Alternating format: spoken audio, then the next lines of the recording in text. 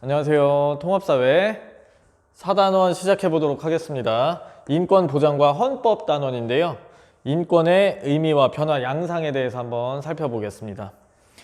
자, 그럼 본격적으로 들어가기에 앞서서 과연 이 인권이라는 것은 무엇인가 한번 살펴보고 나서 들어가야지 우리가 좀 더 내용을 정확하게 알 수 있잖아요. 그렇죠? 과연 인권이란 무엇인가? 인권은 사람이 태어나면서부터 가지게 되는 권리입니다. 태어나면서부터 가진다. 그래서 하늘이 내려준 권리라고 해서 천부인권이라는 말을 사용하기도 해요.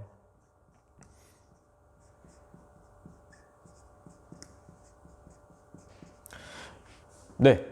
근데 우리가 태어나서 우리 이렇게 숨쉬고 살아있는 거는 알겠는데 과연 인권이 어떻게 존재를 한다는 거죠, 선생님? 그러니까 우리 눈에 보이지가 않잖아요. 그래서 실질적으로 인권이 존재하는 형태는 우리 법 안에 이렇게 해야 된다, 이래야 한다, 이건 하면 안 된다, 이런 형식으로 인권이 법 안에서 존재하고 있게 됩니다. 그래서 우리는 그 인권을 누구나 동등하게 누릴 수 있고 다른 사람의 인권도 우리가 침해해서는 안 되겠죠. 네, 그렇습니다. 그렇다면은 여러분들이 조금이라도 공부를 해본 친구들이라면은 기본권이라는 말 들어봤을 거예요. 선생님, 기본권도 기본적으로 가지는 권리라고 말하던데 인권이랑은 다른 건가요? 엄밀하게 말하면 인권이라고 말하면 인간이라면 누구나 가질 수 있는 그런 원초적인 뭔가 원초적이라고 하면 표현이 조금 그럴까요? 예, 그래요. 천부인권적인 권리를 인권이라고 말하고 기본권은 국가 안에서 어떤 문서의 형태나 국가가 보장을 해주는 형태로 존재를 하게 됐을 때 기본권이라고 말하지만 내용은 같습니다.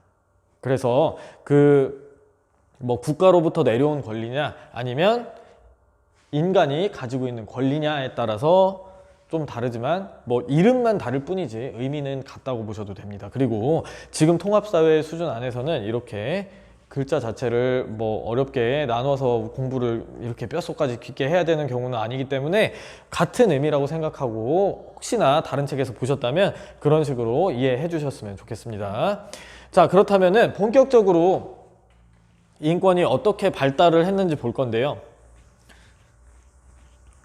네, 프랑스의 법학자 바사크라는 분은 인권을 1세대, 2세대, 3세대로 나눴습니다. 그래서 1세대 인권은 국가의 침해를 막는 인권이에요. 그러니까 조금 소극적이라고 할 수 있어요. 그러니까 국가가 선 넘어오지 마. 우리 영역이야. 라고 말하는 인권 있죠. 우리 시민들의 영역이야. 그러니까 국가는 침범하지 마. 그게 1세대 인권. 그리고 2세대 인권으로 넘어가면서 조금 도와줄 수 있겠어? 우리끼리는 좀 안 되겠는데? 그래서 좀 적극적으로 좀 도움을 요청해서 좀 적극적 인권이다.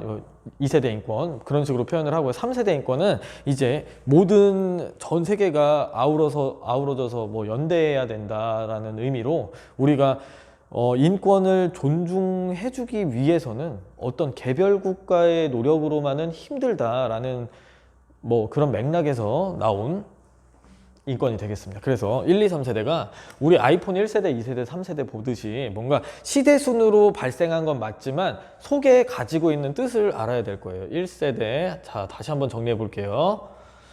2세대, 3세대. 자, 인권을 보면 1세대 인권은 국가가 침범하지 말아야 하는 내용.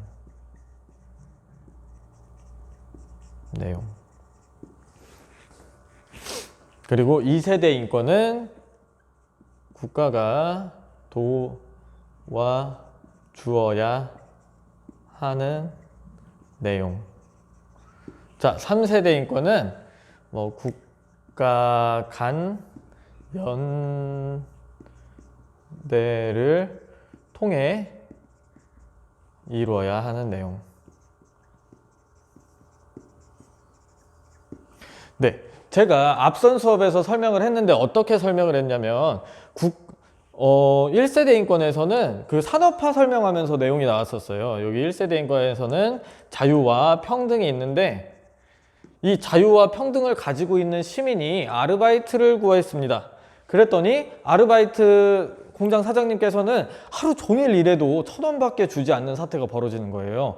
그래서 우리가 자유와 평등, 즉 국가가 침범하지 말아야 되는 내용을 가지고 있음에도 불구하고 우리는 되게 인간답게 살 수가 없어 해가지고 조금 도와줄래?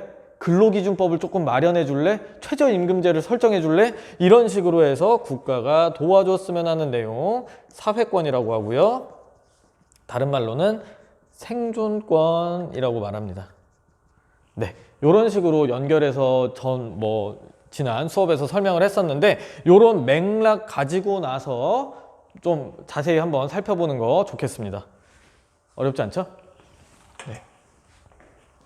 그래서 이번 시간의 학습 목표는 시민혁명 등을 통해서 인권의 발달 과정을 잘 이해하고 인권의 의미 변화를 설명할 수 있다.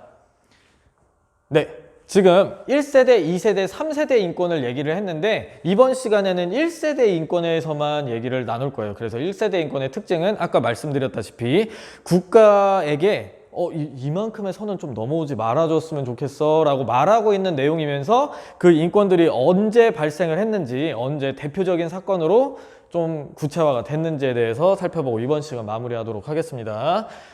네.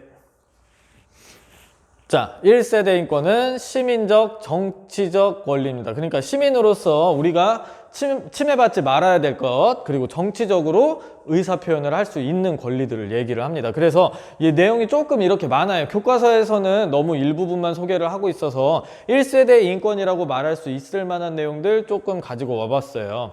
자, 한 줄 한 줄 읽어보면은 전혀 어렵지 않으니까 같이 한번 볼게요. 자, 생명권, 신체의 자유와 안전을 누릴 권리. 이거 당연한 거죠. 우리가 신체와 생명을 침해받는다고 생각을 해보세요. 이런 게 보장이 되어 있지 않다고 한다면 정말 말도 안 되는 일인 거죠. 정말 기본적인 내용이 되겠죠? 뭔가 우리가 법학적으로 너무 자세히 다루지는 않고 글씨를 읽어보면서 한번 이해는 해볼게요. 자, 차별받지 않고 평등한 보호를 받을 권리. 뭐 평등이겠죠? 이거는. 그리고 남녀에게 동등한 권리를 보장하는 거. 이거 당연한 거잖아요. 그렇죠? 평등에 대한 내용이죠. 1세대 인권에서 가장 중요한 것은 무엇이냐? 자유와 평등이에요. 네, 그리고 또 이어서 볼게요. 고문. 네, 모욕적인 취급. 형벌을 받지 않을 권리도 있네요. 그렇죠? 말도 안 되는 이유로 우리는 이런 취급을 받을 이유는 전혀 없습니다. 그러니까 신체의 자유와도 맥락을 같이 하고 있겠지요. 그렇죠? 네.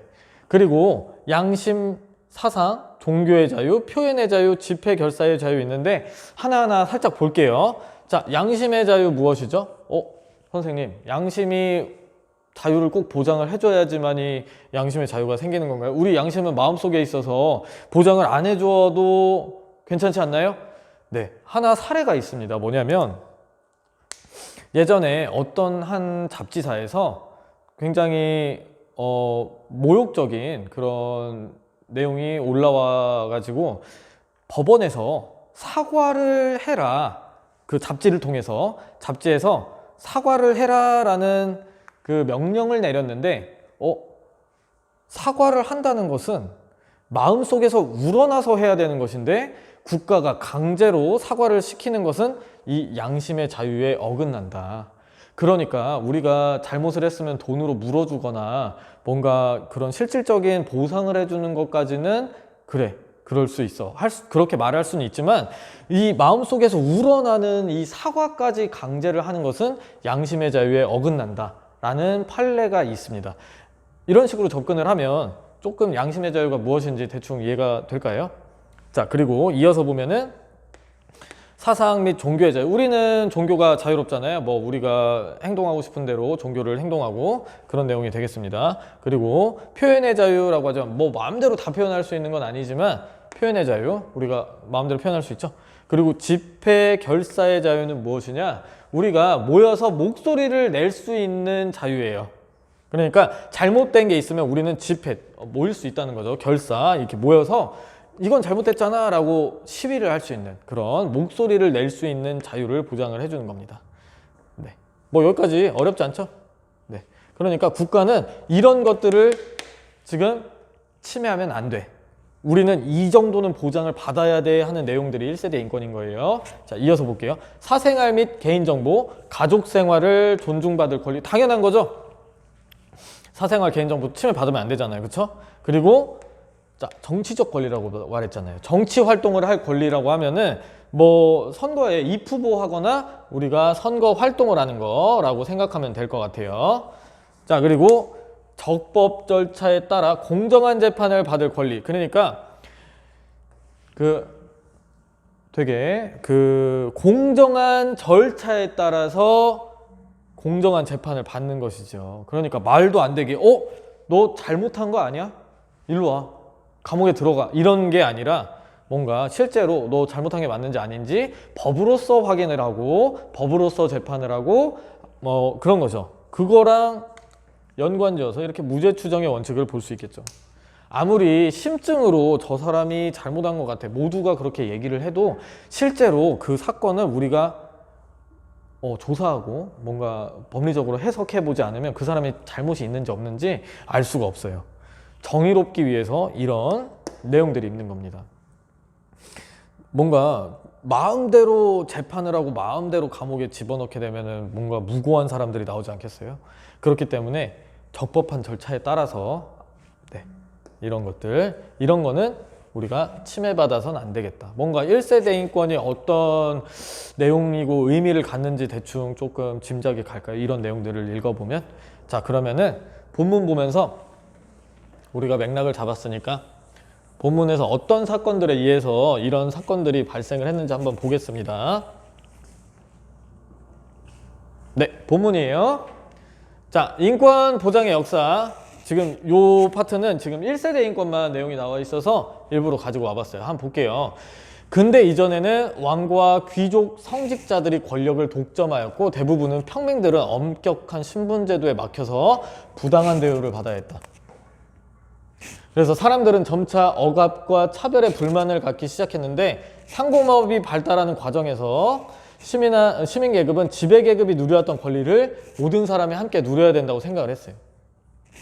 누구보다 돈이 많았기 때문에 저 정도는 우리가 같이 누려야 되는 거 아니야? 똑같은 사람인데 응? 계급이 다르다는 것 말고는 내가 돈도 많은데 뭐 이런 느낌이에요. 그런 느낌으로 누려야 한다고 생각했다. 그래서 영국에서 어떤 일이 벌어졌냐면요.